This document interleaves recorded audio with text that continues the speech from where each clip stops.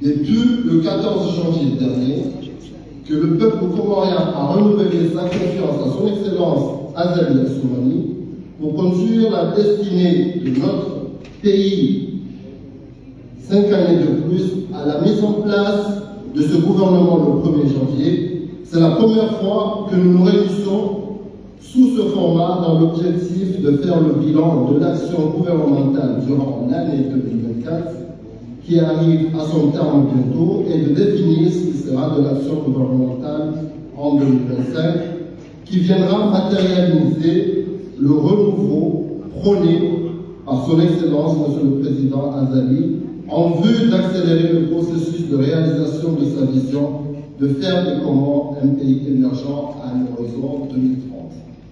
Mesdames et messieurs, le bilan de notre action en cette année 2024 est positif mais toujours perfectible. En effet, il faudra avant tout saluer la pertinence de l'initiative du président Azali de mettre en place le plan de relance du plan Comores émergent au lendemain de la pandémie de la Covid-19 et ce pour le cycle 2022-2026.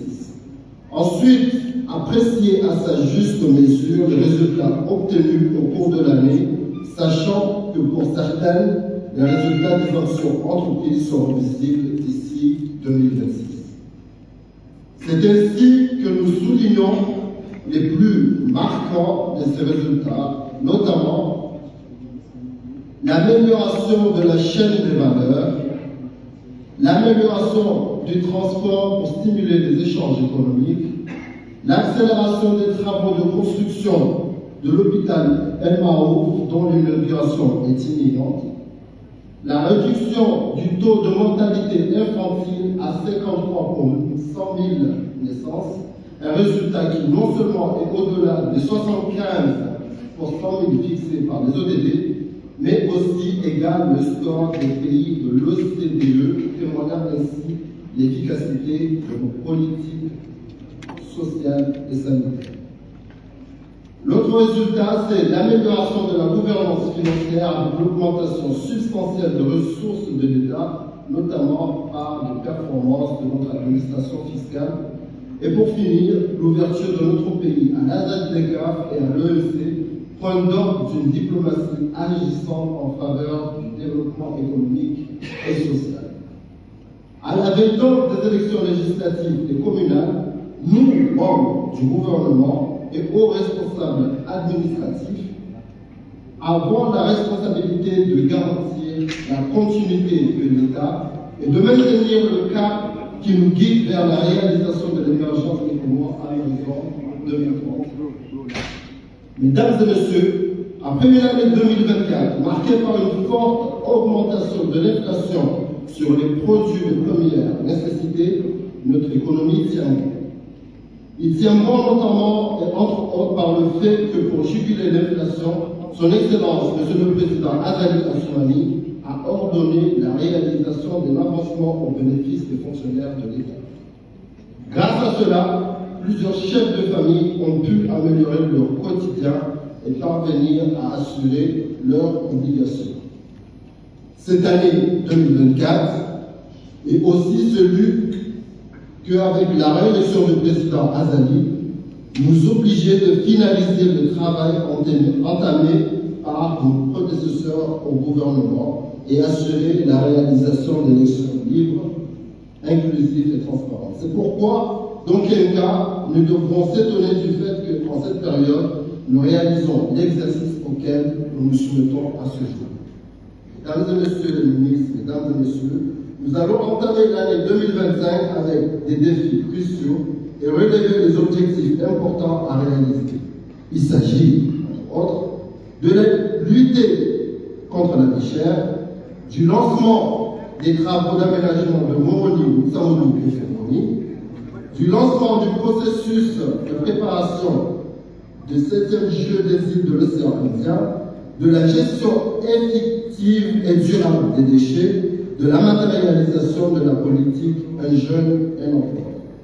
Mais la réalisation de ces nobles ambitions ne se fera non sans avoir préalablement assurer une augmentation significative et une meilleure sécurisation des ressources de l'État. Et j'ai l'honneur, mesdames et messieurs, de vous informer que toutes ces priorités sont déjà inscrites dans le cadre du budget 2025, précurseur du budget programme que nous envisageons à très court terme. Mesdames et messieurs les ministres, mesdames et messieurs, Son Excellence Azali Assoumani, président de l'Union des Comores, n'a de cesse de nous rappeler à l'obligation de promouvoir l'emploi et l'employabilité des jeunes, car notre jeunesse doit être le moteur de la transformation économique et sociale de notre pays. Pour cela, beaucoup a déjà été fait, mais le travail qui reste n'est pas moins important et les perspectives s'annoncent favorables avec la mise en œuvre des priorités citées plus haut dans mon propos. Et c'est pour y parvenir, mesdames et messieurs, qu'ensemble, les directeurs généraux, les secrétaires généraux des ministères, sous la précieuse coordination de l'équipe du commissariat général au plan et des chefs de pôle près du secrétariat général du gouvernement, nous allons travailler d'arrache-pied pour vous soumettre aujourd'hui un plan de travail annuel, pragmatique mais ambitieux et placé sous le signe du renouveau prôné par le président Azali Assoumani.